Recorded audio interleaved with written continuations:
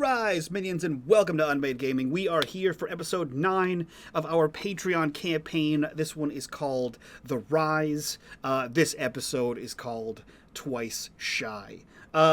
Yeah, that's it. That's the whole thing. If you guys like what we do here and you want to support the channel, the best way to do so is by going to the Patreon. Link for that down below. While you're down there, join us over in the Discord. Be a part of the community. Be a part of the conversation. And as always, you can slowly watch our own players fill their own corruption bar until I use it against them in the bottom right-hand corner. If you guys want to support the channel another way, every single dollar that goes into that bar on our Patreon games goes back to the channel for all kinds of cool things like art, hiring editors, hiring out producers, and all kinds of cool stuff like that. I think that's it. I think that's how intros go. I haven't streamed in a month, and I forget how to do it. So, previously on The Rise. With the town of Laredo finally safe again, Corax now had a bone to pick with Galvant, and just about just how much of his end of the bargain he held up. However, his story quickly changed when he found out that Galvant had come under attack as well. Gathering his friends and the newly freed Antares, Corax led them to a secret meeting place to discuss the Book of Prophecies and potential paths forward. Despite several setbacks, it was agreed that Samora was still the safest bet, resulting in Mina and Seydlitz both sending letters to Samora requesting aid from allies they might have there. You guys sit shortly after that meeting in the tavern. You were all sat around a table. It is dinner time. This episode starts right where the last one ended. What are you guys doing? I think Antares is, she's watching that superwoman who is the barmaid. She was caring for everyone who was injured. She was carting supplies around. She was leading us to secret passageways under the floor. And I'm sure now she's serving some kind of food to everybody. So Antares hasn't had a good meal in a long time. Just to be clear, are you referring to the food as a meal or to the waitress as a meal? Because you did say you were staring at her intently, so I just want to clarify. Yes, because she's carrying trays of ample food. Mm-hmm. Okay. So just making sure. Yeah. Just making sure we didn't you get freed from a cage and now you have a crush on the barmaid, the new bard of the group. Not saying anything. But she's carrying trays of like some kind of bowl of steaming meat. Yes. Porridge or something. And yes, meat porridge. Yeah. All the porridge eaters in the community just went, ooh. Yes, she is carrying bowls of steaming meat porridge around to everyone who was injured, you guys as saviors, and the normal tavern patrons. That's the word I was looking for. And she does bring a tray over to your table, sort of set it down, and begin to slide these meat porridges out to you guys. And Antares will grab one. And before she shovels in, she kind of she puts it to her mouth, like the spoon, and then kind of lowers it. And then I have a question for you. Yes. Mike. You said you had several of those. I did. Oh yeah, I did. When she was searching the bodies of the dead slavers, did she find any money? Yes. You would have found they're essentially their traveling money, right? So they're headed back. They were headed back to Corso. You knew that as much. So their pockets were a little lighter since they hadn't sold their wares. And I always forget what the hell the money's called. But you find 30. Is it moons? Whatever the middle currency is, which I can't remember off the top of my head right this second. Which I now have to Google. Sorry. Money. I so infrequently use currency in my games. Yeah, moons. You find 30 moons. Okay. Yeah, it's pennies, moons, and stars. Yep. Are the and pennies are like the copper coins. Moons are silver, and so on. Okay. You find 30 among the corpses. You find 30 moons. Okay, so she pauses and then she realizes that she actually has money to pay for this food, and then she digs in. Okay. Yeah, so the bowls get slid across the table here, steaming meat porridge, and you start to house yours. What are the rest of you guys doing?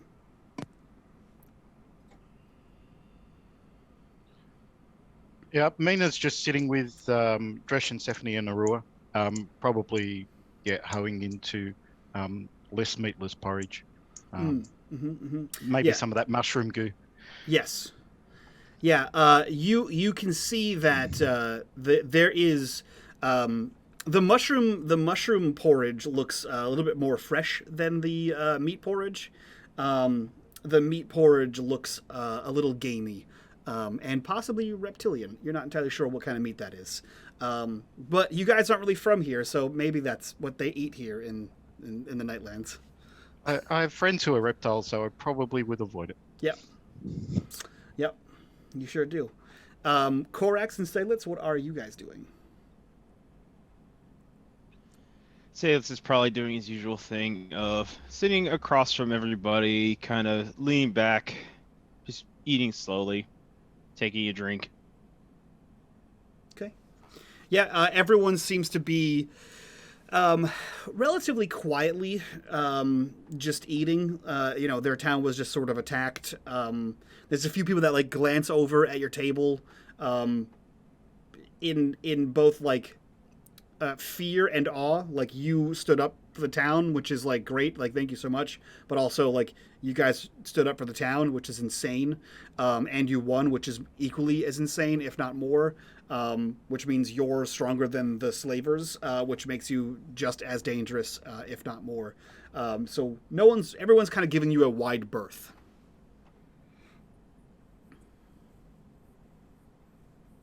And she just like has like she's like hugging her bowl, like one arm's on like cupping around the top of it, and she's just kind of leaning in, and she's just eating. Makes sense. Korax. Korax is still reading a book. He's been reading for most of the day. Before he looks up, the food sort of lands on the table. He just says across the table, I'm assuming Antares is across the table from him. Sure. G, unless you would have it somewhere else. No. He just sits there quietly and just says, most people don't know what a nimbus is. Most people don't know what divinity looks like. And he just nods his head towards the other two. I had to explain it to them when it happened to some of us. How is it you know so much about it? How is it that you know so much about the adherents? He closes his book, looks at it, and Terry's hugging her bowl and just pushes his bowl towards her. Yeah, she's like leaning over, hugging, and then she kind of just like looks up at him, like slowly chewing. Well, the slave master had a nimbus. He had a thing. How did you know it was a nimbus? They didn't know what a nimbus was. And she, lucky guess. You guessed the right name for something? She just kind of shrugs. I've been all over the Nightlands. You see a lot of things. Such as purple smoke that you've seen before. I've been with these slavers for a while.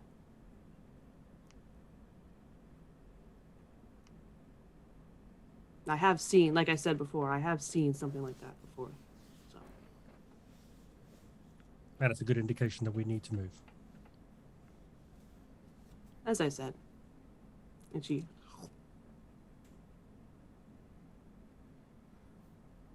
Fair enough. The food's on the old man. He lost a bet to Mina, apparently.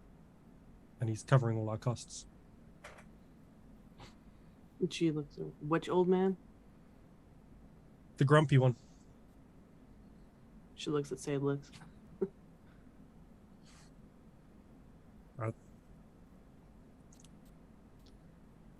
Their bet.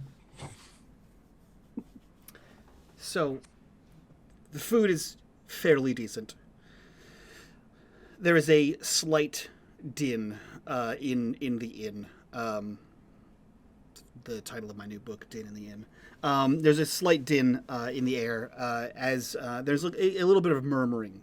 But again, everyone's giving you a wide berth. No one's really paying too close attention to you. And so your conversation goes relatively unnoticed, except for the people at the table, if they so choose to hear it. Nobody approaches your table. Nobody comes to check in on you. Galvant is not seen here at this dinner. What do you guys do after you eat? Previously, you had told Dreshin and Stephanie to prepare themselves to set out on the road. That was prior to you guys sending out ravens towards Samora.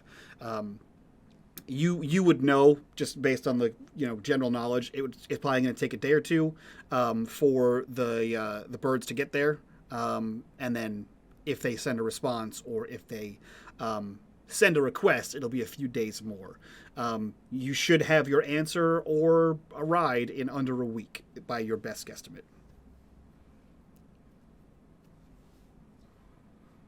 That's way too long. Yep. Mina would be. I think Mina informed Dreshin and Stephanie at the end of the last one that they'd be staying. He looks over at Dreshin and just says, "I also need to thank you for trying to save Aurora." Well, that's what else would I do? A lot of people wouldn't. A lot of people would just save themselves. That's kind of the whole point, right? We're all in this together. True, but unarmed and untrained, I think it took a lot of courage to stand up. We'd be far better off if a lot more people acted like that. Well, it's not every day that people like yourselves respond to the call of what seems to be a disheveled homeless man, so... Accurate. He looks at you at the table. So I guess, we're in this together. Still, it bears gratitude, and despite our treatment of you, I just wanted to acknowledge what you've done. I appreciate it.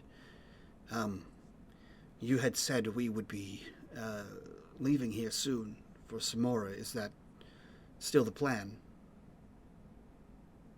That's still the plan. We've sent off messages to find out if we can get an escort rather than set off ourselves again. So we have a few more days here, at least. Is it safe here? I wouldn't have thought so. Galvant seems to think it is. I guess time will tell. Okay. Well, if I could make myself useful, please let me know. But until then, I'll retire to my room. And Mina will just nod to him. Okay. He looks at the table, kind of nods to all you guys, and sort of pushes himself up. You hear some old bones creak and crack as he stands and begins to ascend the stairs to the rooms up there, leaving the rest of you. Stephanie is at the end of the table. She was sitting opposite Dreshin.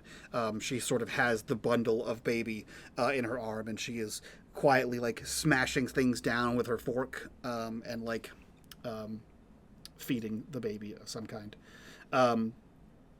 And she kind of looks up to you guys, sensing the quiet lull in conversation, and just smiles, a very bright smile, and then goes back to feeding the baby. Almost cheerful And then she continues, leaving the four of you in awkward silence. The name of your band. She kind of shovels some more food and points her fork at Mina and goes, "Are you the father?" Mina's probably almost does a spit take, chokes down what he's eating. No. Seydlitz just lets out this raucous laughter. And Yeah. Mina just blushes bright red and says, "No, I'm not the father." You kind of. And then she glances at Stephanie and the baby. You're awfully protective of them. I owe Aru a lot, so I'll protect her for as long as I can. And she cuts her eyes back at the baby and Stephanie. And then just shovels another spoonful in her mouth.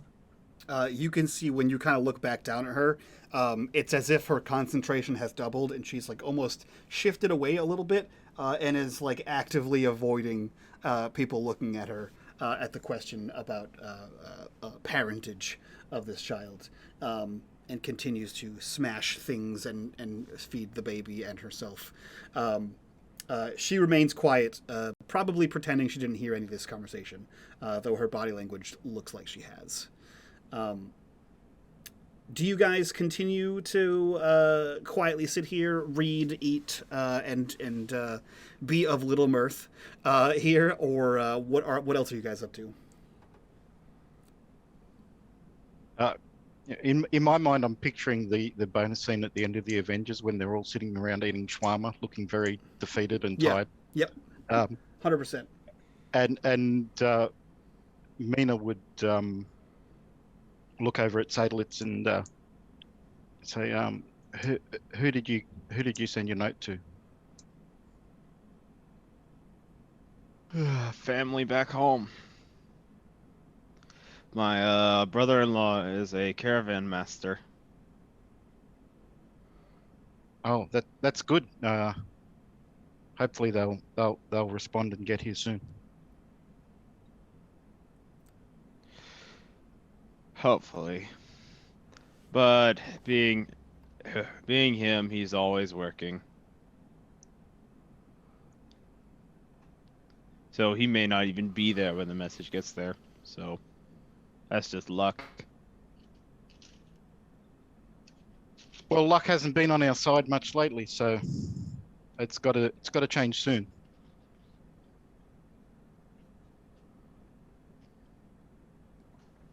I recommend we leave as Hope soon you're as right. possible and meet your caravan people on the way. I guess we need to wait for a response first, so we know where we're going.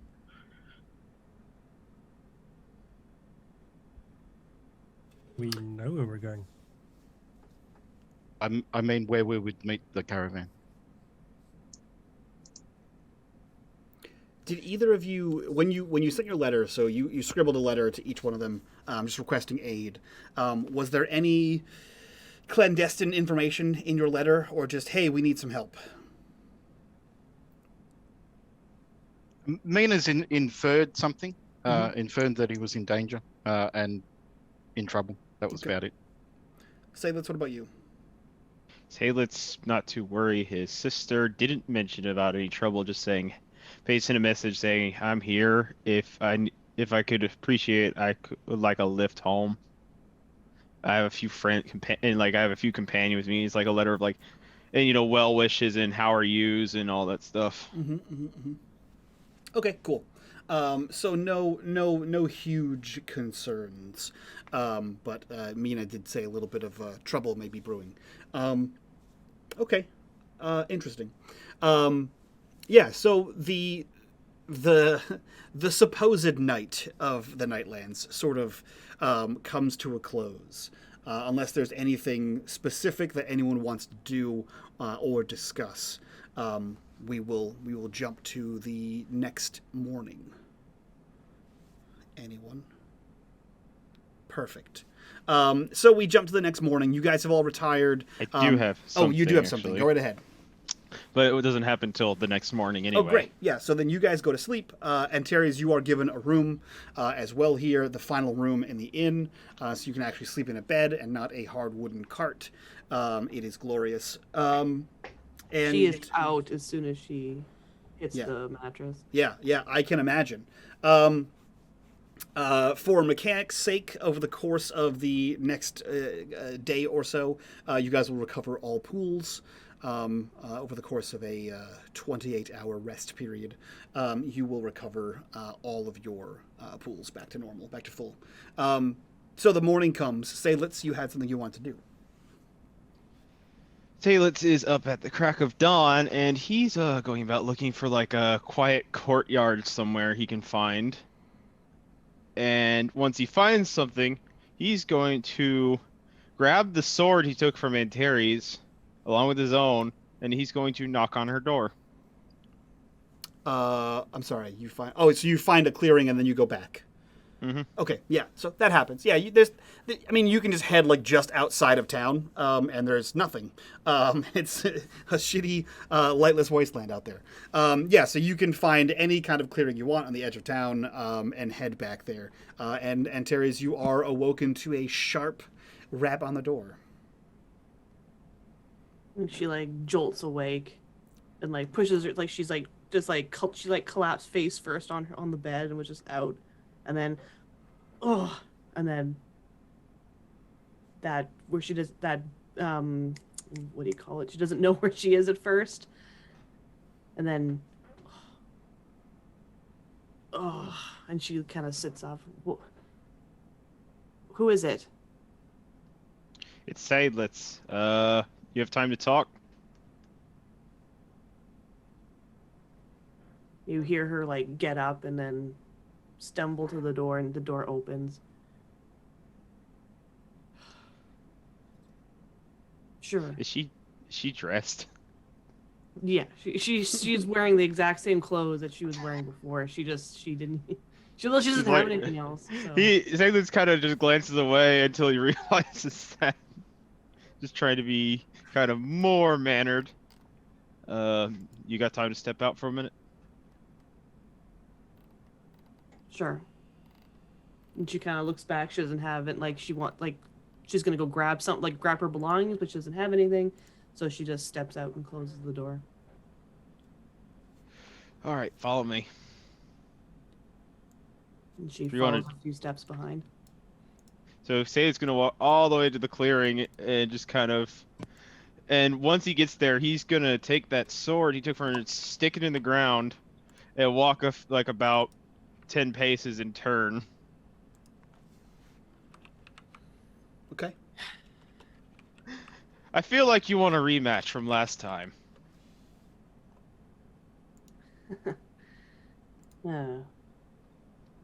Why do you say that? I don't know, favored business, all this nonsense. I feel like that was no fun. So why don't we have a sparring match? She kind of like cracks her neck a little bit. I feel like you have me at a disadvantage again. Well, you want your sword back, don't you? It's not my sword. It's just the one that was given to me. Well, where we're going, I feel like you're gonna need it. And if you can fight, I want to know how well.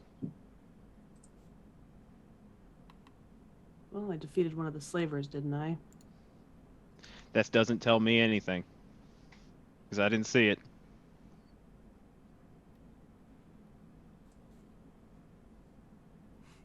Okay.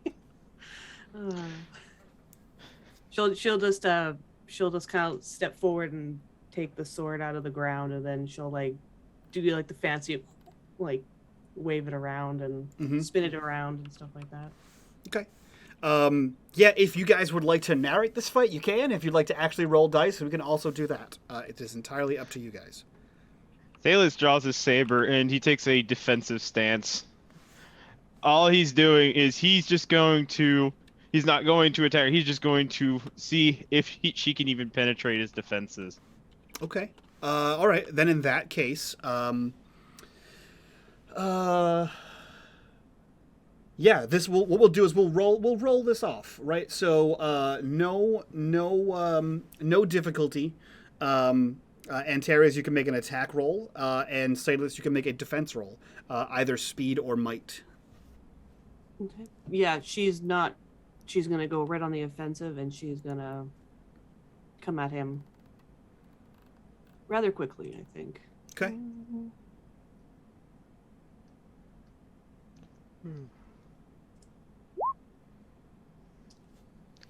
What a good roll to start off on. Right.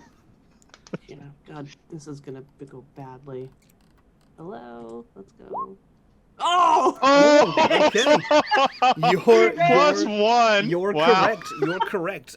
So Seydlitz, you take up your defensive stance, right? Like you have your sword drawn, your saber's kind of low at the ready. You kind of slide one of your feet back so you're balanced on your dominant foot, and you're ready to dodge, right? You're not trying to injure each other. You're just trying to test Antares' mettle, right?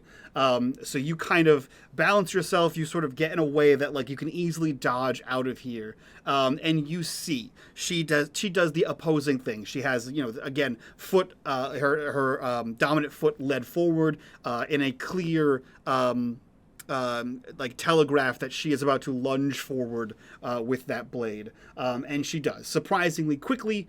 She takes the offense and brings it to you, and you can see it happening. You know what she's about to do, and so you begin to not even need to use your sword. You just begin to parry out of the way, and as your sarcastic quip begins to form like on your tongue, you see, like, as you like look down, like making, probably make some comment like, I didn't even need to use my sword. You see that like there is a slash through just the sleeve and just the smallest nick on your arm that drew blood, denoting that she was just faster than you were. Not bad. Yeah, not bad at all. She just raises an eyebrow. You still ain't gonna kill a person with that, though. Kind of smirks. I thought we were just sparring. Oh, we are. And while they're bantering, she's going to attack again. Okay. I think for the sake of rolling here against some PvP, you guys can just narrate how you spar back and forth, right? You passed. It seems as though you passed Seydlitz's challenge of can you even hit me? You did. You did hit him. So whatever that gains for you, Seydlitz, whether that gains a modicum of respect or a slight understanding of Antares' power, in that she is not just a random person who picked up a sword. She actually does know how to use it. So yeah, you guys have the floor. You can narrate exactly how cool or not cool you want this sweet PvP session to go. Usually I don't have people roll back and forth for PvP. When it comes to this. So the whole time, Seydlitz isn't even trying to attack her. He's just seeing what she's capable of. So he'll probably be taking the brunt of like cuts and stuff for like some of the openings that she manages to take care of. But he's not giving her very much to any room. Okay. Yeah, and she's not gonna actually attack like do damage or anything to him. She doesn't want to damage any of his clothes or anything, but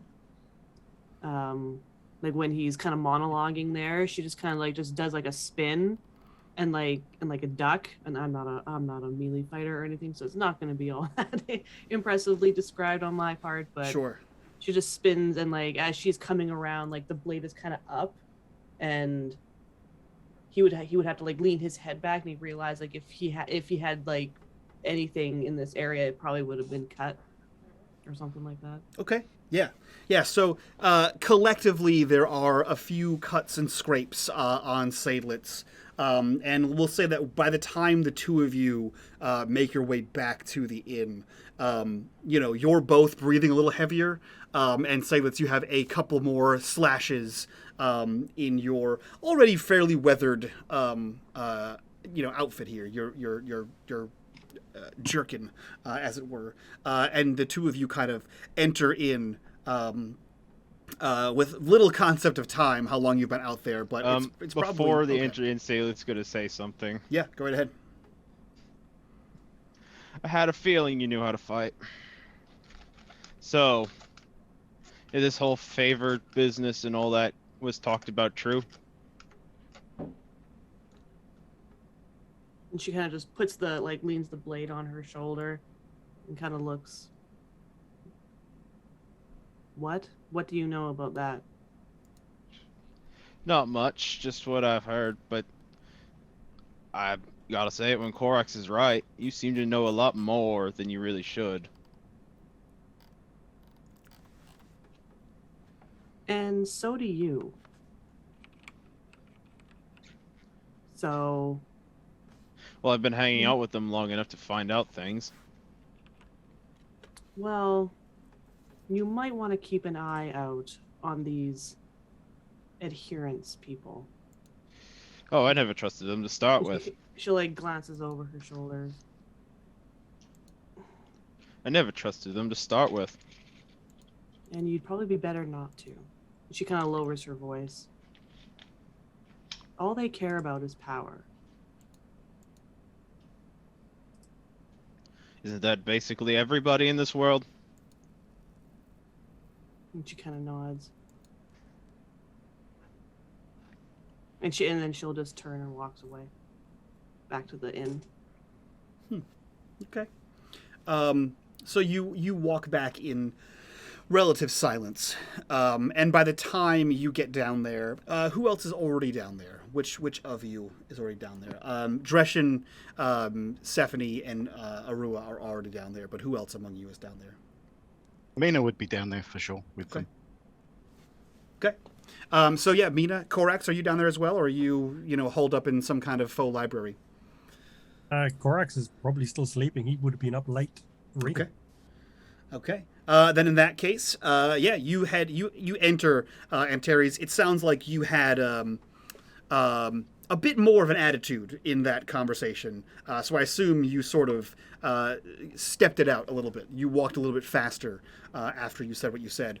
So you're the first to enter. And you see that there is Mina, Stephanie, Dreshen, and the Bundle of Joy. Shortly behind you, Seydlitz walks in the door. Upon walking in and seeing Mina, Seydlitz going to speak up. Ah, Mina, you're awake. Can I ask you a favor? By all means. Mind mending my jacket for me? Oh, yeah, definitely can. So he's going to just take off his jacket and toss it to him. Okay. Yeah, you see there's a few Thanks, man. Fresh slash marks in there. Some from the previous battle. A couple fire singes around the arm, the I want to say the hand collar, but that's not the word. The sleeve. There's a name for that. The cuff. The cuff. Thank you, everyone else who could figure out words.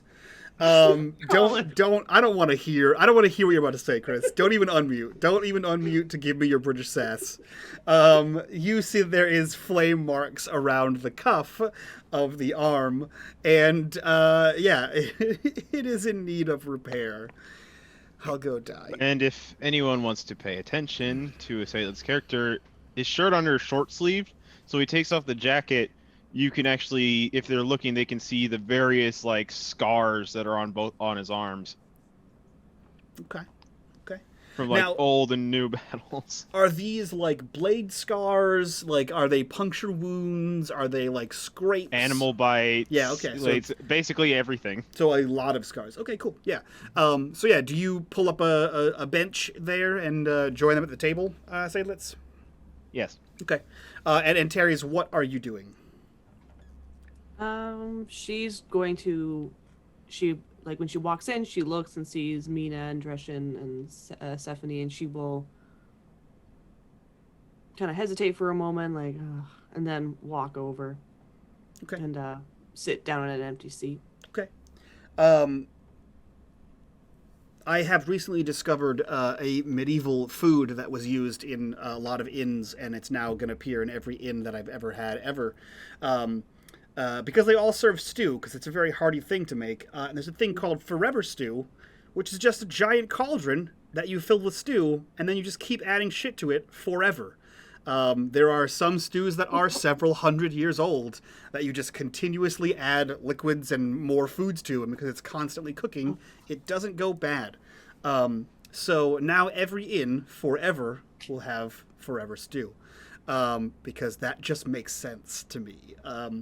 However, there's no forever stew now. I just want to tell a story about that. There is, however, porridge. There is a cold breakfast porridge, not dirty reptile meat porridge. This one is different. This one is somehow different. Gazpacho porridge. Gazpacho porridge, yeah. Gasporridge is what they have. They have fresh gasporridge. They bring that out to you.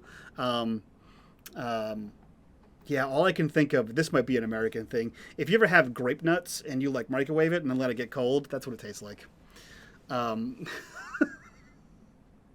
Grape nuts As is American. I've never even had grape nuts. grape nuts is That's it's a cereal.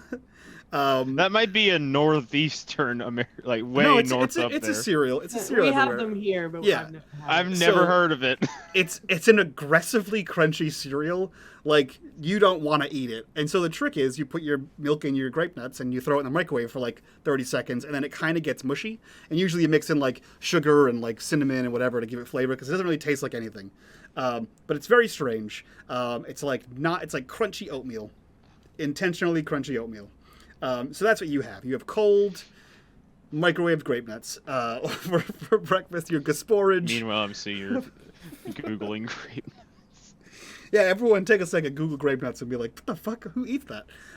So that's what gets divvied out to your table. It's fairly good. It tastes creamy and slightly sweet, and not unpleasantly crunchy, as that gets slid onto your table there.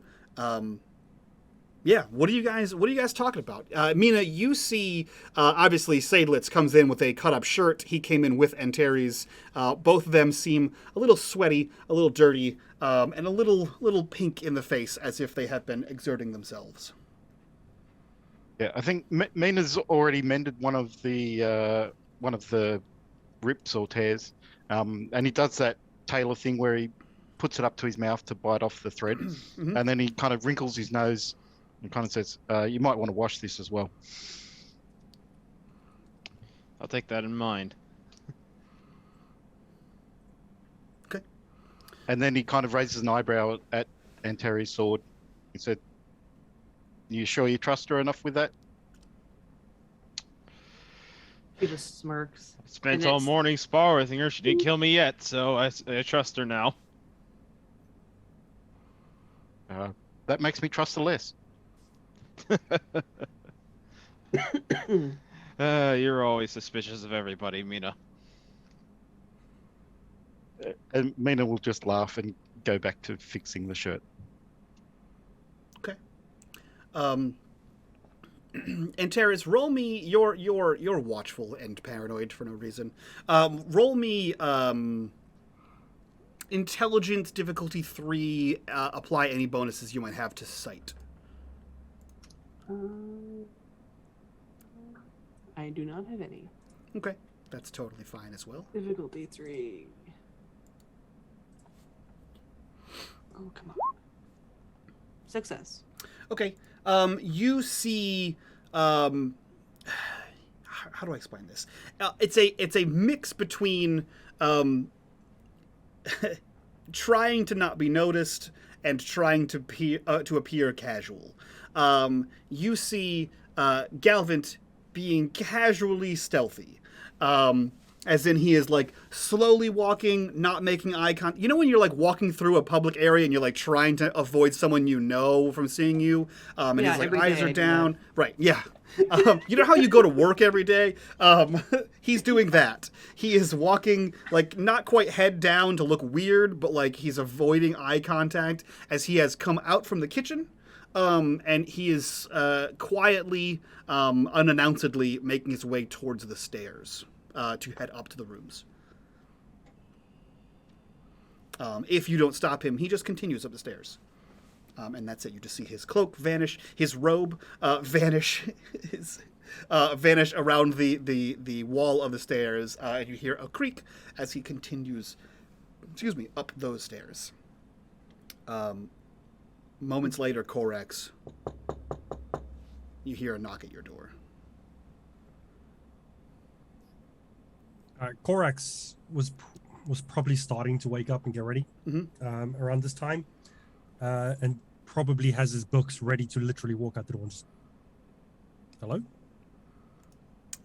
Do you open? Are you opening the door? Just yanks the door open. Doesn't even think. He looks to you and says, "May I come in?" If you want. He steps inside and quickly closes the door behind him. He looks to you and he says, "I have troubling news." Again? Yes. This was... Aren't you just full of it? It can be, yes.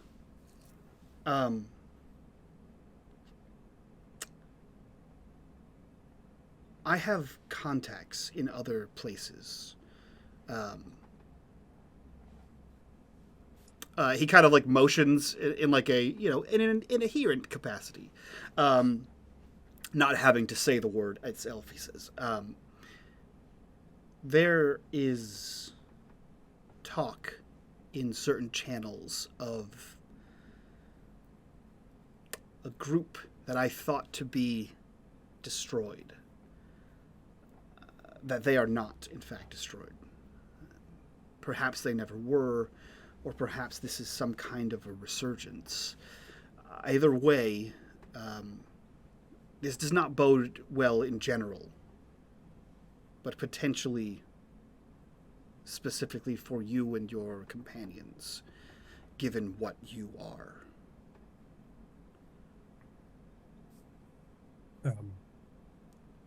Who are they? And why do they have a problem with heroes?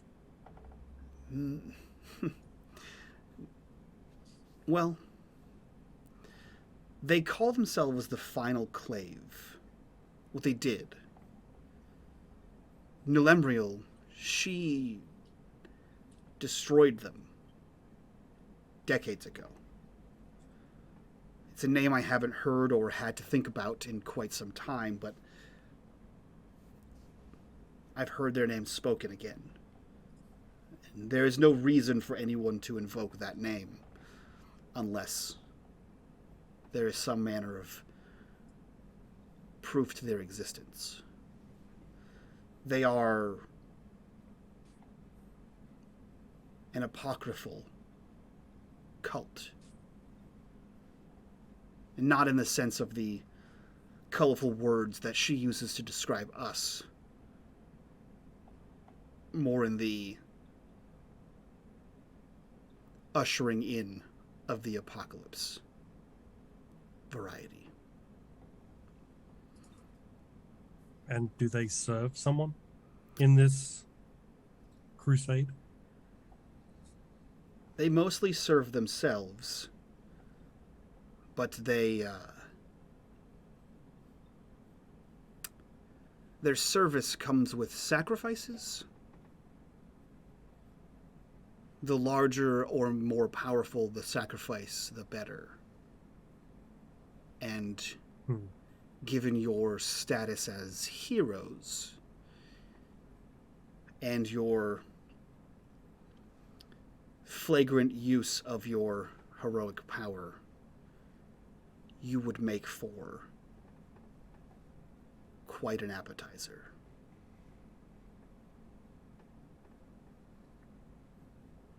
And where exactly do they come from? That's the So problem. we know not to go that direction. We don't know. They were destroyed.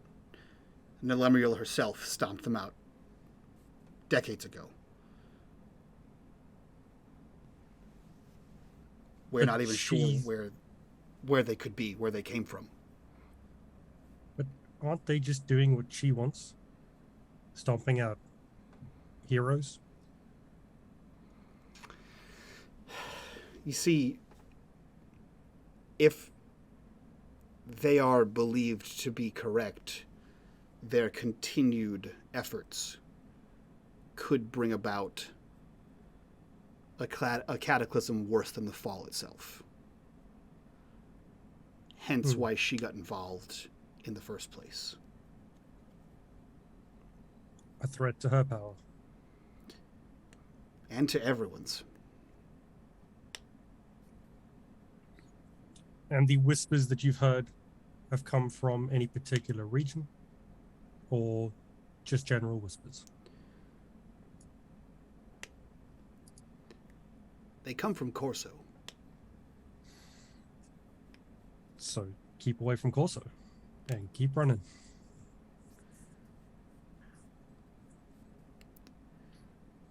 That is one option.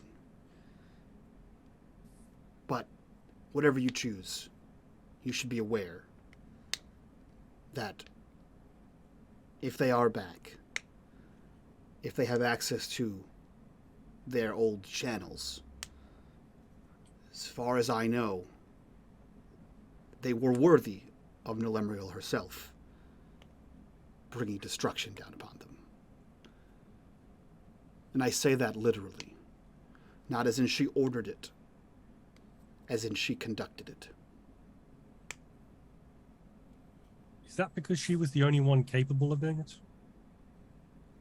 I don't know. Well, that makes our lives more difficult.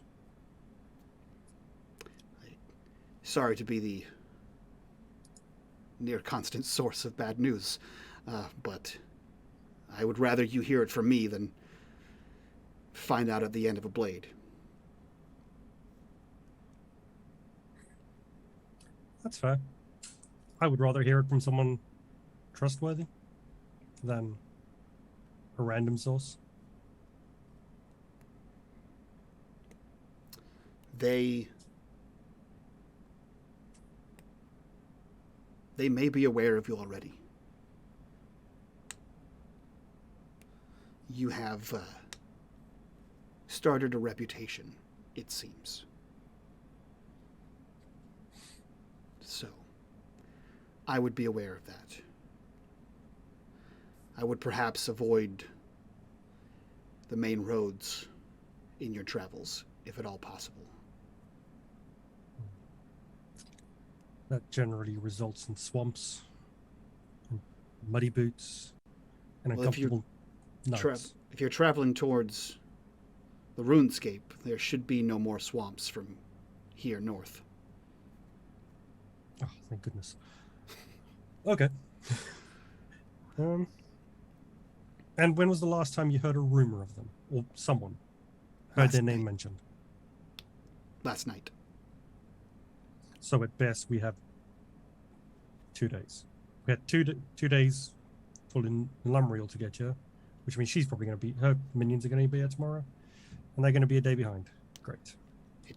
Could very well be, if they are headed here. I don't know that the Clave knows where you are currently. However, they may. They wouldn't get word from Nilumriel herself, unless there's people within her employ that would feed them information. Correct. That's all possible. Anything's possible in Corso. Night Kings, dragons, and claves. What a fun life we live. Yeah, you've really stirred the hornet's nest now, haven't you? Well, if we come out of this alive, it'll be a grand tale to tell. If. And he puts his hands He like kind of like wipes his hands on the sides of his legs, and he says, "Well, I thought you should know." And he turns and sort of puts his hand on the clasp of the door, and looks as though he's about to leave, unless you stop him. I may need some guidance. Can you help me with something before you go? I can try. Korax opens up his cloak and he pulls out 2 books. He pulls out the book that he stole from the bibliomancer, and he pulls out the book that he borrowed from Gelland. And he places them onto the bed, and he says, "I've been trying to decipher this book." And he points to the bibliomancer one. It hasn't made any sense. I've spent days. I'm pretty sure that this will help us on our travel, and this will help keep the child safe. Is there any way you can help me decipher this or understand it? He looks to you. He looks to the book, and he looks to the book that you borrowed. You may roll me your normal roll. Difficulty is a 10. You get 1 asset from the book you borrowed, and 2 assets from Galvant. And then I've got 2 efforts, which means this might be possible. Yep, and I believe you were using knowledge of godly beings, I think, was the skill you were using. Was it? I believe so. Question. If I can use that, that'll be perfect. Yes, you can. Knowledge of godly beings, bonus of... It won't let me do 3. So I'm sorry. You get 2 assets from 2 assets, sorry. from Galvant. Difficulty is 10. Effort to roll is 2, and then 2 assets from Galvant. Right? Yeah. Because I think you can't roll bonuses, right? Let me double check. It gives me the option in the beginning, but then it doesn't give me one for the book. Let me see here. What the hell's your name? Korax. Did I have bonuses turned on for you? Yeah. Sorry, you get 1 bonus. Sorry, you get 1 asset from the book, 2 bonuses from Galvant. Okay, so knowledge of godly being, 1 bonus from the book. Difficulty 10. Effort to roll is 2, and then 2 assets, and hope that this succeeds. Critical success, Mike. That is a critical Finally. success. Okay. What would you like the critical success to be? What would you like the major effect to be? It's reading a book, Mike. Yeah. I can't think of any major effects for reading a book. Okay. Well then, in that case, let me take my notes from last episode where I wrote down what this book does. He looks to you. He looks to the book you borrowed. He flips through a couple of pages. He slides his hand into his own robe and pulls out his own series of books. He has a book in each hand. He kind of places them down on the bed. He's flipping through a couple of things. And he looks up to you and he says, "Where did you get this?" Remember those nodlings we said that we had trouble with at the keep in Corso? I do recall. I stole it from one of them. You stole this book from a nodling. Well, it was a robe that kind of looked like it was empty, and the book was calling forth the shadow things out of the walls. One of our comrades held it, and it wasn't moving, so I yanked the book out of its hand.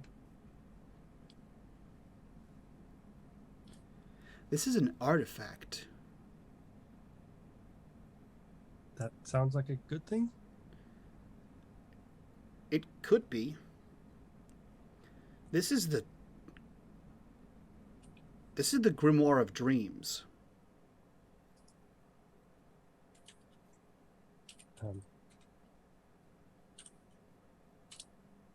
This belongs to the god of dreams.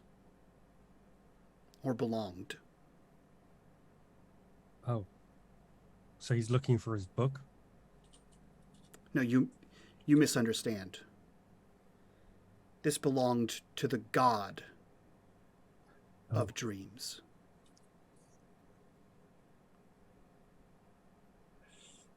Not the guy sitting in the giant rock blocking the sun. Not Okay. the king of Nod. This is a concerning bit of history that you have here. Concerning, helpful. The Very fact similar. that a robed nodling, as you call it, was in possession of this artifact of power and was using it against you is, if nothing else, concerning. I mean, there was an angel as well. As I said, about kicking hornets' nests. I wish you the best of luck. Mechanically, Chris, this Yep. is the Grimoire of Dreams. You can, the user can use spells from the cast spells focus up to your tier. A user with one or more divine shifts can temporarily confer those divine shifts to the book.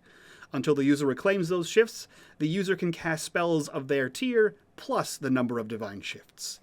This can be found in the Cypher book, the Cypher Systems book. Cast spells is one of the focuses, and it gives you a list of spells per tier that you have now gained access to. Yep, and once you gain divine shifts, you can just pump them into the book and cast them as if you were that tier instead. Ew. Yes, you have a level 10 artifact, which is the highest level you can have. Does it have a limited number of uses, Mike, or is this just a... It does. It has a 1d20.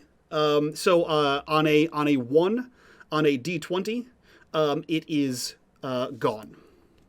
It is used up. So every time you access this book, you will roll a 1d20. On a nat 1, it disappears into the annals of time and reappears somewhere else, perhaps, or doesn't. Who knows?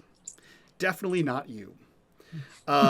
So he gathers his books, all 3 of them, and places them back inside of his robe and says, well, I wish you the best of luck. Well, you've definitely helped more than I could have hoped. This, I'm assuming, is going to be pretty helpful in the times to come. I hope so. If not, the King of Nod will get it back. No loss there. If he was the one who owned it. His Nodling had it. That's His true. Nodling may take it off my corpse. Let's hope for the best.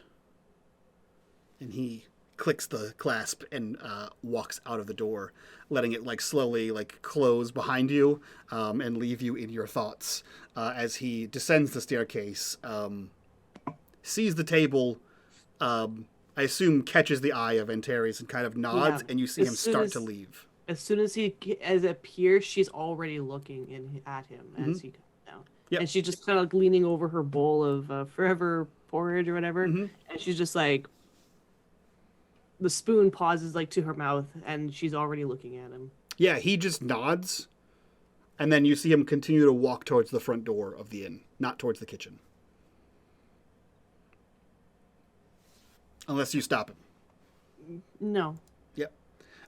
Anyone else at that point, he's no longer casually stealthing. You see Galvant come down from the stairs and begin to walk towards the front door. And if no one stops him, he opens the Secret door and begins meetings to with leave. your friend. I'm sorry, say that again. Suppose. What did you say, G? Sorry. Oh, she just mumbles to the other 4 people sitting there, secret meetings with your friend. And then she cuts her eyes at Seydlitz. And then looks back to the bowl. It's common with him, unfortunately.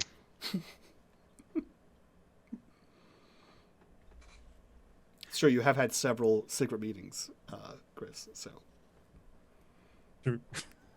at least That's two. several. That's more than one. It's more than one.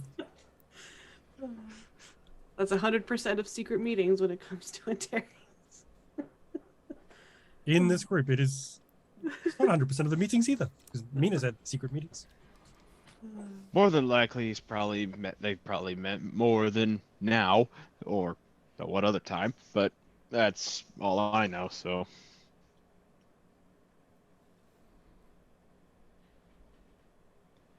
I mean, he is shady, so it's not surprising.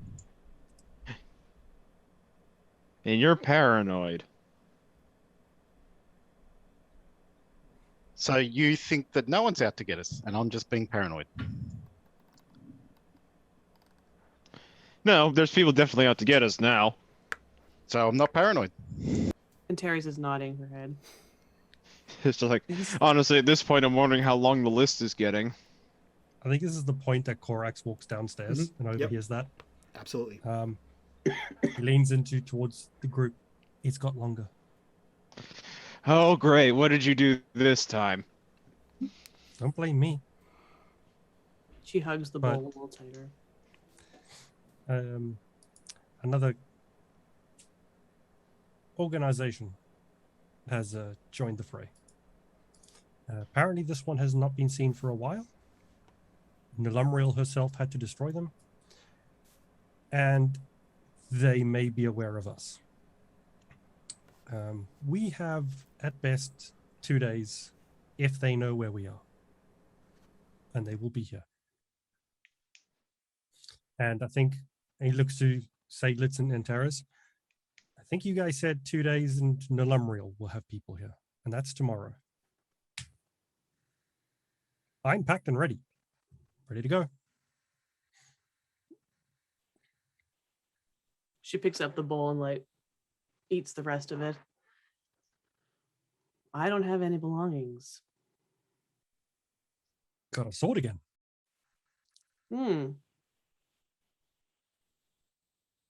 I don't know if anyone actually formally introduced themselves, but I don't even know if she knows everyone's name. But she'll just nod to Seydlitz and go, he felt I earned it back.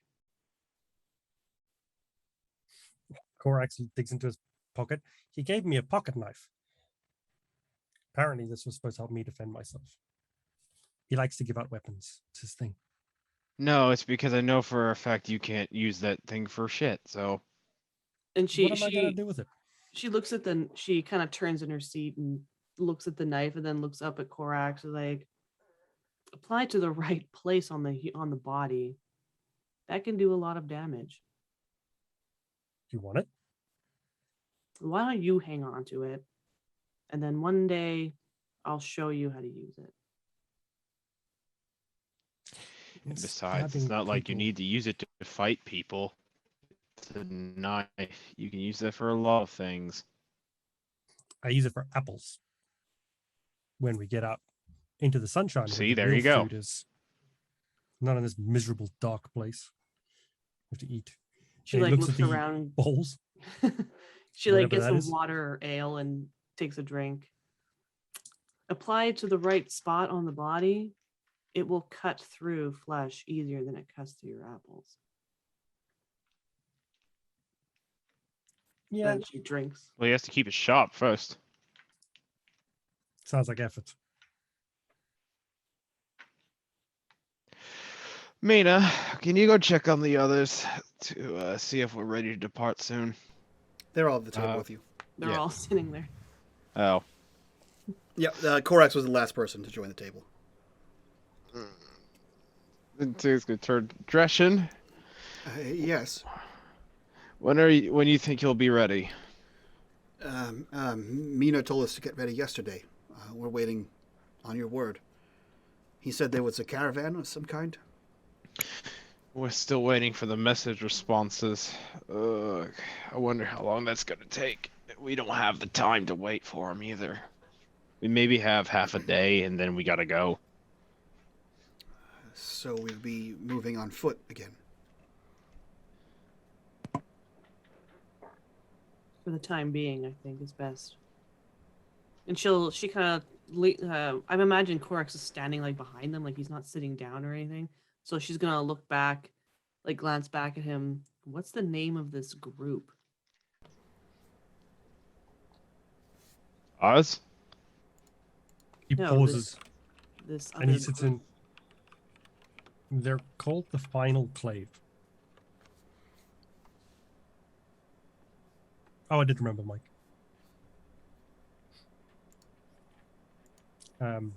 They were stomped out by Nulamriel herself.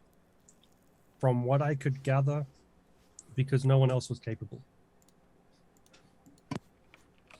Do you know of them? No. It doesn't sound familiar. I could see you typing, G. I could see inconspicuous typing hands. No, my hands just went over the keyboard. Yeah, just words magically formed. Yeah. Yeah. I was like, any second now, G's gonna ask me if she knows them, and no, you did not. Yeah, the name is not familiar. From Unless what, they went by something else. that was the name I was given. Gelvin said that they have not been heard of or heard from in 10 years when Nulamriel got rid of them. Effectively, they find things of power, people of power, and sacrifice them. The more powerful, the better. And their goal is total annihilation of everyone and everything. Worse than that irritating rock in the sky that Mina went to go visit. So, crazy apocalypse cult. Got it. Yep.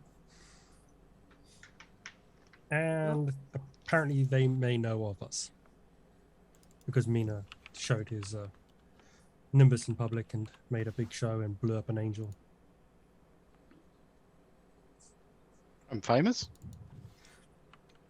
Apparently. Pretty sure more than just he showed his Nimbus. You- Just for the record. Probably don't want to be that type of famous.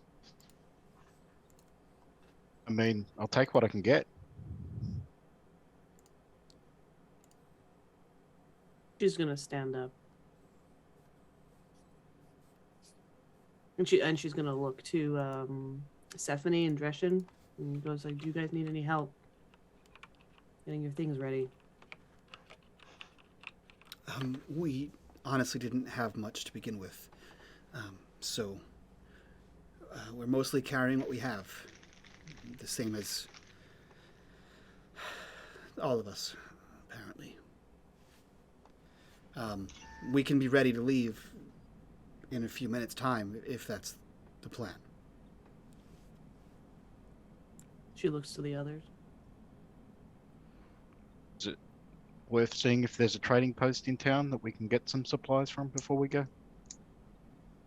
Dreschen looks to me and says, there is. I took a look around town in the few days where you were unconscious. There is a small store in town. Basic supplies, backpack, perhaps. No carts. They do have some trail rations, mostly of the dried fungi variety. Perhaps our friend Galvin could provide more. I'm not entirely sure, but there is a store. Mina will just look up at Antares and say, maybe you and Seydlitz can rustle up some supplies for the road.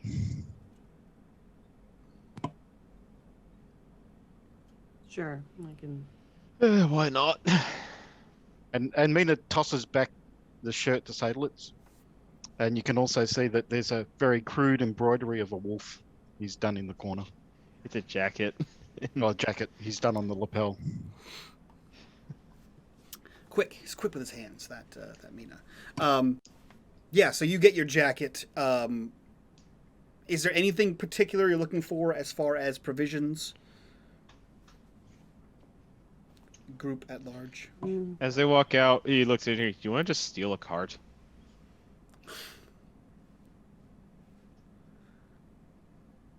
Steal one? Would you kind of? I'm honestly tired of walking, but forget it. Strange question. Mina will call out, see if they have any tailoring supplies. She just keeps. Got it. Okay. Yeah, if there's nothing particular you're looking for, just provisions and items like that, we'll handle Tailoring that. supplies. You guys, yeah, you guys find tailoring supplies, thread, Food. needles, etc., food, rope, anything like that. Yeah, so you find basic equipment for that kind of thing. Antares and Seydlitz, since you guys are going on a shopping montage, is there anything else you'd be doing in town, or are you basically going to go shopping and head right back? She's. I guess they're probably gonna head back unless we see anything cart related. Like, I don't necessarily want to get like something drawn by an animal or anything. But is there maybe like what do you call like a rickshaw? There person can stay? is not. Most people in this town just sort of stay in the town. Most of the rural areas in the Nightlands, you would know this as well. They mostly stay here. Laredo is luckily on a main road, like the winter road, so trade comes through here. You would also know, and in fact, I think everyone saw it, but doesn't really know about it. Antares, you would know that directly to the north, off of the road, is a town. It's a golden bowery. And so you would know, having lived here your whole life, that the golden boweries are. So a golden bow is an artifact, and it's essentially a tiny sun. So it's a floating artifact that like illuminates the sky in an area. Korax, I believe, saw it on his way in and pointed out to everybody. You know that below every golden bow is a farm. Which is probably how Laredo has more than just mushrooms, which is a common thing, mushrooms and nocturnal reptilian creatures. So you know that they would probably trade through here, but the people that are from the Golden Bowery stay there as well. They're farmers, that's their land. So unless you're stopping over in Laredo, there's not really any kind of carriage or cart other than like wheelbarrows to move shit around town. Usually if you're hitching a ride, you're doing it on foot, you're doing it on your own mount, or you're doing it as part of a caravan, which does travel up and down the winter road. They basically go from Corso to Samora to Christchurch, which passes through the other town I can't think of, Merrigan? But there's essentially like this triangle of the main road in Corso. In the Nightfall, the Nightlands rather. So yeah, most people don't have transport in that capacity.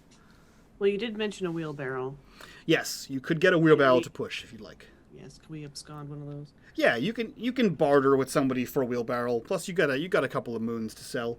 Yeah, chop off some 5 moons there, and you get yourself a rickety wheelbarrow. A wheelbarrow. Yeah. She's gonna get some blankets and stuff as well. Okay. Yeah, so you make like a little nest in the wheelbarrow with blankets and supplies and that kind of thing. While you guys are out, that's probably going to take a little bit of time. Korax and Mina, what are you two up to? Mina would just be sitting there, and he'd look over at Korax and say, "Did Dreshen say anything else?" Sorry, not Dreshen, Galvin. Oh. No, that's pretty much it. You said it in a lot more words. In effect, yeah, we're potentially targeted. He's heard it through the grapevine. It's like I say, it's a name he's not heard of in 10 years, and that's a good thing. I'm guessing with Galvin, it's a literal grapevine. Through people that he knows, shared acquaintances. Well, I guess we're on the move again. From what the other two said, it's a 2-day walk or 2-day travel to Corso, or from Corso. If the dragon knows that we did something, or that something happened here at this town, they should be here tomorrow. And the final clave, they will probably be a day behind if they know where we are as well. But being what we are potential targets. And Mina will kind of look over at Arua and said, and kind of just say, then we should definitely get out of here. Make ourselves scarce. For sake of navigation, the two of you, all of you know, but since the two of you are having this conversation, you know that there is another. There's towns that kind of dot the landscape, but the next large town, like Laredo, is a walled keep called Old Nemoro, or Old Nemoro. You would have had to have passed through here if you had come from Samora to the Nightlands. It's essentially it used to be like the largest trading hub between Corso, Samora, and Marigan, but it's kind of a shithole now. So when you passed through, it was kind of one of those arms and legs inside the cart, don't get off, we're not going anywhere, and you passed through. It is walled keep. You can see that there are several manor houses there, several like lordly estates kind of thing, but everything else is fairly ramshackled. Even the lordly estates are pretty unkempt, and the place is relatively grimy. But it is a place that is not a tiny hovel in the middle of the dirt. So you know that from Laredo, your guess is it's probably a couple days to that place, and then another day from there to Samara, through the mountains. Through the Krakens. Or you can go around the town and avoid it entirely, much like any other towns you may want to avoid. Entirely up to you. You do know that there is like I said, a large town there. Yeah. So you guys discuss that. Prepare yourselves with whatever meager equipment you do have, and Antares and Seydlitz eventually come back with their provisions and a wheelbarrow.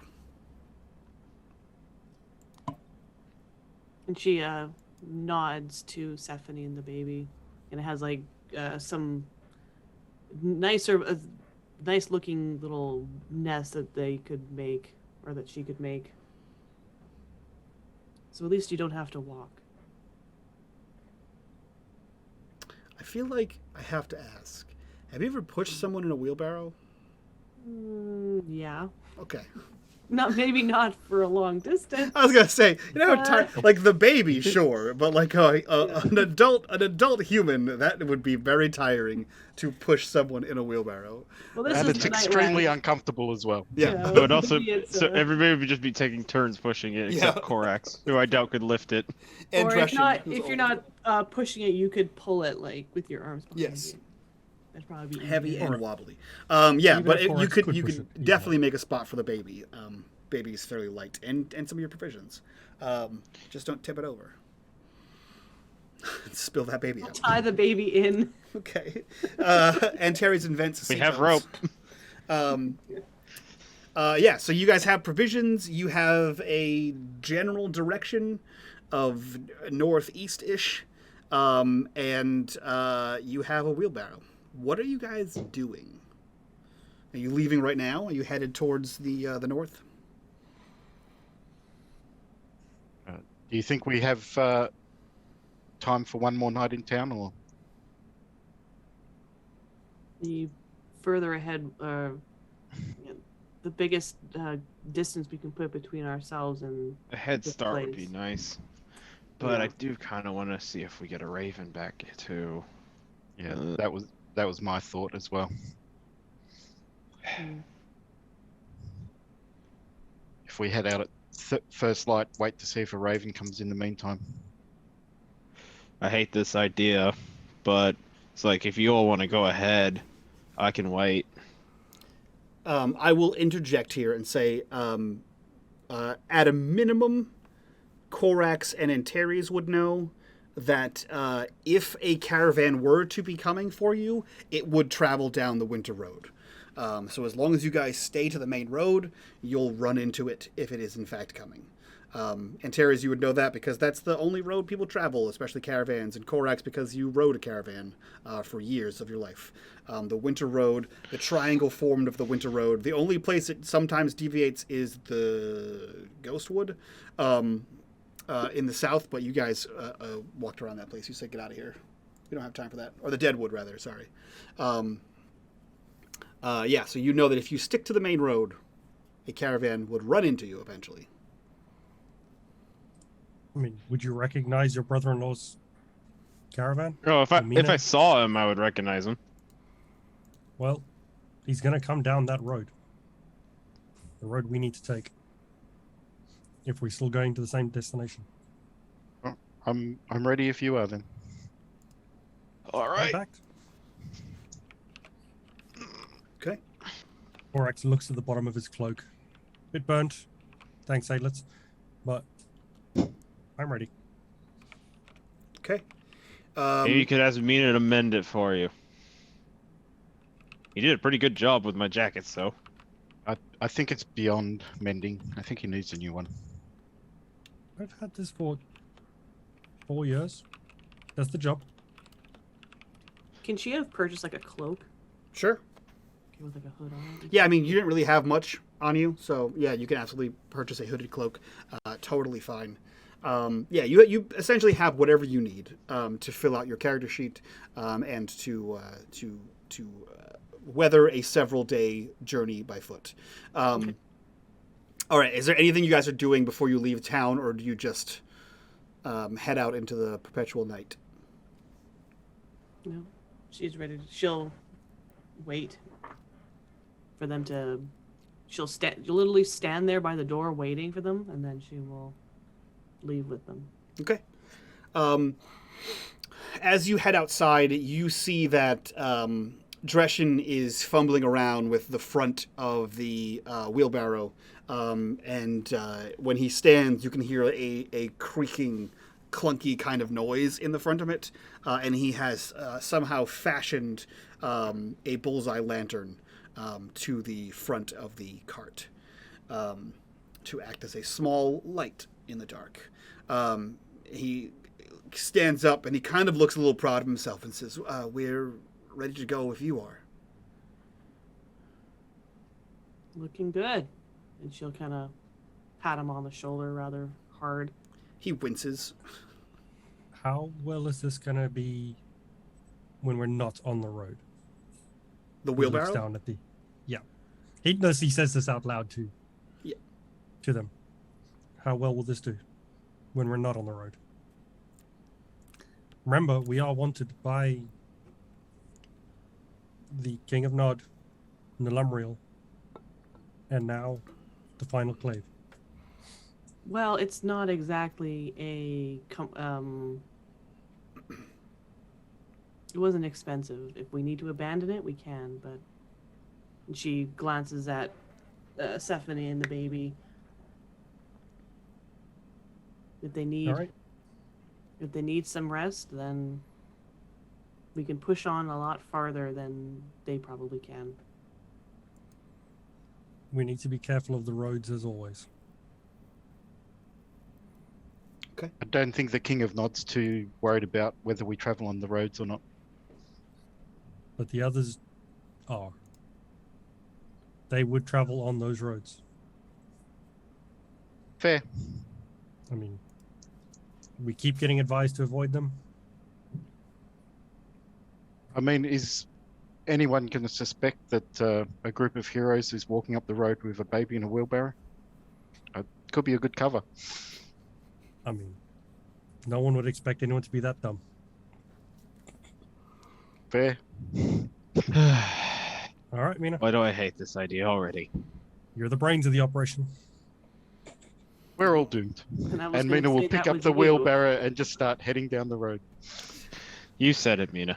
I wish I could just fucking Iris there. This like ragtag group of miscreants, heroes walking down the road with a baby. in a That's the end of the wheelbarrow. episode, guys. As they Um, walk on to the not sunset. Yeah, you guys leave the relative safety of the border of Laredo, and you begin to head northeast-ish along the Winter Road. It is perpetual darkness here. Off to the northwest-ish is, you can still see that little speck of light hanging in the distance, and Terra's, you know that as the Golden Bowery. You have a small bullseye lantern, like I said, on the front of your thing, that's sort of casting like the 90s song One Headlight into the distance as you march your way forward towards Old Nemro. You notice that there is a slight chill in the air and gathering around your ankles, and as far as your lantern carries, you see there is a thin mist forming under your feet. It seems a slight cold front has rolled in. You guys continue along the way, and because I hate traveling, we're going to use the travel mechanic that I use all the time. You guys will eventually get to Old Nemero, but there are problems aplenty. So, you guys in turn will get to tell me which problem happened and how you uniquely resolved the problem. We'll start with Korax because he's not ready for it. So Chris, what problem arose on your journey and how did you uniquely solve it? Well, trying to think of what I can blame Seydlitz for doing wrong. Perfect. Oh, come on. I saw that in the Twitch chat. What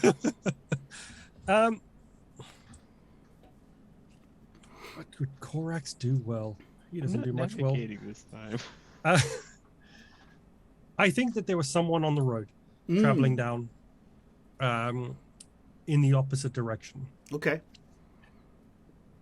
Yeah, that's as much as I can think of. And how did you solve this problem?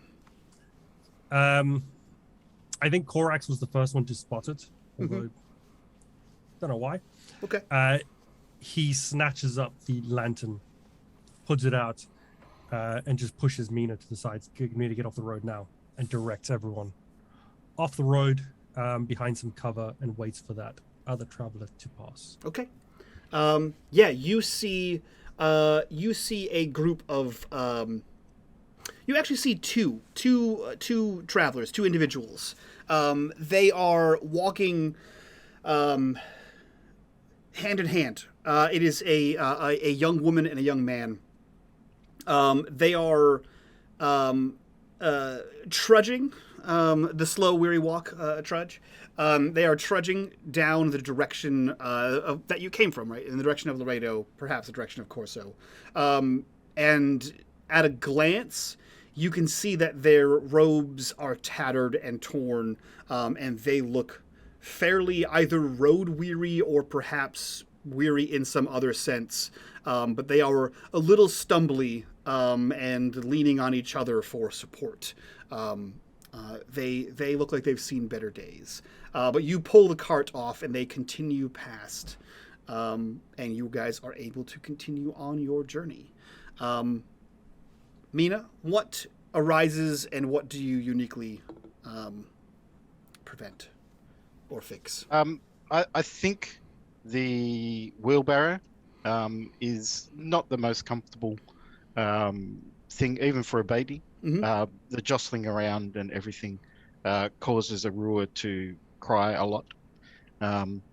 So Mina, using some of the cloth and other tailoring stuff he has, devises some sort of hammock within the wheelbarrow so that it's less jostle. The hammock takes up some of the bounce. Okay. So you pimp my wheelbarrow and you make a bassinet inside of that. Because if anything, an uncomfortable baby causes screams and causes attention. So that makes perfect sense to me. Seydlitz, what trouble occurs on the road here, and how do you uniquely prevent it? Seydlitz, as he's walking, spots what he knows as basically wolves tracks or monster tracks. So he stops the group to check to make sure that they aren't about to be attacked by wolves. So he's going to follow the tracks for a little bit. Interesting.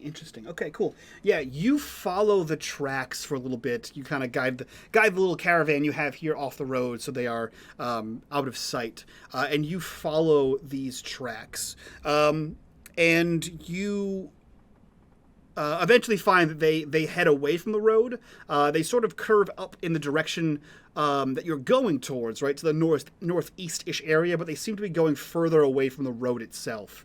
The strange thing you do notice, however, doesn't seem to be something that might affect you right now, is that about 5 minutes into your scouting of this pathway, a second set of footprints sort of comes from you can actually track it with your solid tracking skills. It comes straight down as if possibly from the road and then begins to join with these. These are not the footprints of a pod beast. They are humanoid footprints. And those tracks walk together in a generally northeastern-ish direction, but away from the path itself. You do follow that for a little bit, and they seem to continue on possibly a while.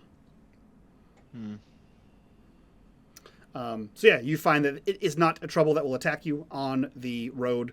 You're fairly sure that it is going in a different direction, and you're able to safely return to the road. In the meantime, Antares, welcome to Travel Mechanics. What issue occurs on the road, and how do you uniquely solve it? Well, as we get close to this old Numero place, it starts to rain. And heavy rain. First starts like that mist at our feet, and then it's like the misty rain, and then probably within a couple hours it's like a torrential downpour. And we actually come to a washout in the road. So we fashion some ropes a little bit, maybe to a tree, and Seydlitz and Terry's will cross this little rushy river, and then we basically one at a time help each other across this washed out portion of the road. Okay, interesting. You know full well when he's crossing the river, standing on the front, kind of like George Washington pose with his crossbow in hand.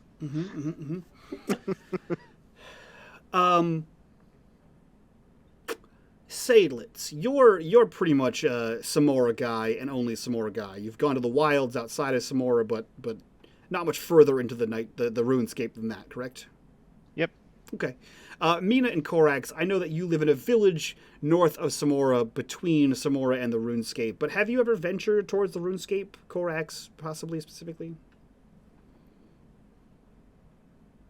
Mina would have traversed the RuneScape a little bit with his parents. Other little villages.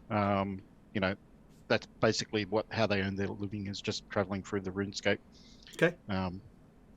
Visiting villages and providing them with tailoring services. Sure. There's roads that go through there, Mike. There are roads. Korax would have definitely traveled those roads. Okay. Those probably would have been the majority of his travels before heading into the Nightlands. Okay. Korax, Mina, you sense it first. It's a smell. It's like a rotten eggs, like a sulfur kind of smell. And Teres, you smell it eventually. Korax, I feel like you would know more than anyone. Perhaps, there might be the errant fart or a bog or something, some corpse smell, right? But you have smelled this before. You've smelled this before with consult notes for person's name. With Telvin, you have anytime this smell occurred in your travels, you were directed away from it. He turned the cart, pulled the reins, and you moved away from it. Mina, the same would happen for you. And Terry's, this is not a this is not a common occurrence here in the Nightlands, but it does happen. There's a storm. The storm smells terrible. And as it passes over you, this sulfuric smell sort of burns your nostrils. And you all know, and can perhaps inform Mr. Seydlitz here, that occasionally the weather here is more than just weather. Occasionally, wind catches the eye of Elanehtar and pushes some manic remnant curse in a direction carried on winds. And that is the smell that befalls the rain when these storms happen. So it is good that Antares found you cover, and that together with Seydlitz were able to lash up some kind of roofing. However, in your attempt to quickly get this up, the rain does splash onto a few of you, and you feel it burn. It eats through your clothes, almost acidic. But it hits skin, it doesn't continue. It just is a hot, for a split second, that painful kind of thing. And if you look down, there are marks on your hand. But no worse than if you have an errant ember from a fire land on you, and it's very inconvenient and jolting at first. But yeah, you carefully shelter underneath this this lean-to that you have built away from the rain. The occasional drip seeps through, startles somebody as it hotly pours through your clothing. But you are relatively safe, except for Mina. Mina, the storm continues in a fashion that would result in you all sleeping here the night in this lean-to before you're able to get to Old Nemero. And while everyone around you sleeps rather soundly, with the occasion, followed by some more snoozing sounds, you are very uncomfortable. There are shadows all around you. The mist didn't go away with the rain, and it sort of swirls. Perhaps it is positioning, perhaps it is luck, but far less of these droplets of water seem to be hitting you, judging by the occasional coming from your other friends here in this tent, this lean-to rather. And you are plagued all night long by shadows. Every time you start to drift off to sleep, you can see outside one of the cracks in the wood, or one of the the side of the lean-to around a rocky outcrop. It looks as though people are forming out of the mist and are standing and are moving towards you. You see they are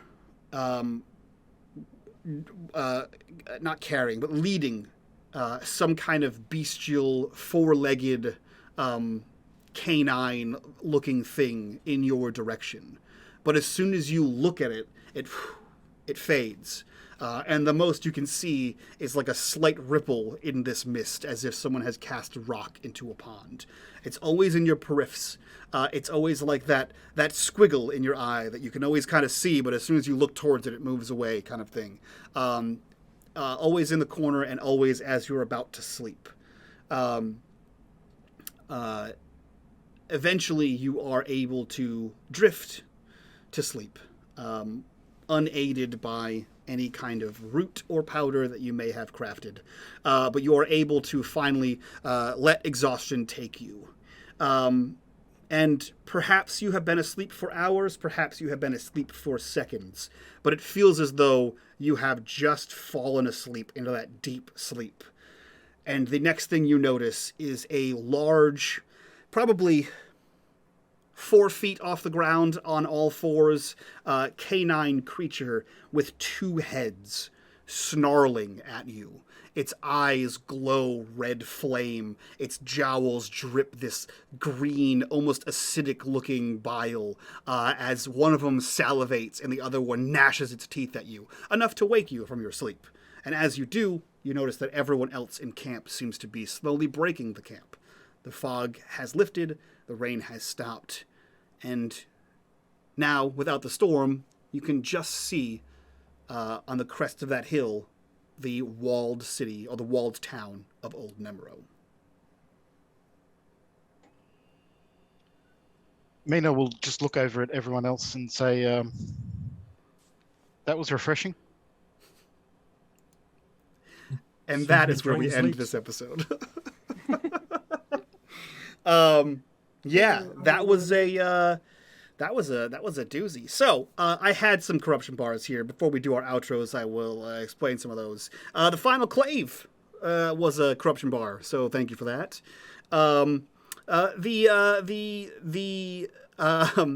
Technically, the whole travel mechanic was a corruption bar, and your dream was a corruption bar. I kind of rolled the travel mechanic into one. The storm was one, and the people wandering was one, and the wolfish, the canine footprints and the humanoid footprints was also one, all rolled into one corruption bar. Those may or may not come back to bite you literally in the ass later, but who knows? Not me, because I don't keep donating to your corruption bars. That's on you. I don't donate to the corruption bars yet. Apparently, I created the corruption. Well, I learned my lesson. yeah. Anytime I had to interject into your issues, those were corrupt. That was the travel mechanic corruption bar. Cool. So we'll go around, do our outros, get the hell out of here, do our after show, because I feel like there are a lot of questions and thoughts about this episode. So we'll go in the same order. We just did our travel mechanic. We'll start with Chris. Who are you? Where can we find you on the internet? And what are you up to? I'm Chris, aka Necro. You can find me in the Discord. Nowhere else, just Discord, or on unMadeGaming games everywhere. It's like Twist of Fate and Patreon games. Yeah. That's it. Hell Nowhere yeah. else. Norm, same question. Who are you? Where can we find you? What are you up to? I'm Norm or Snow. You can find me generally in the Discord, and next week for the Patreon one-shot GMing Tales from the Loop. That's true. That's true. Matt, same questions. Who are you? Where can we find you? What are you up to? I am Matt or DE. You can find me on the Discord and next week with the Patreon one shots. All right, perfection. And last but not least, G, who are you? Where can we find you on the internet? What are you up to?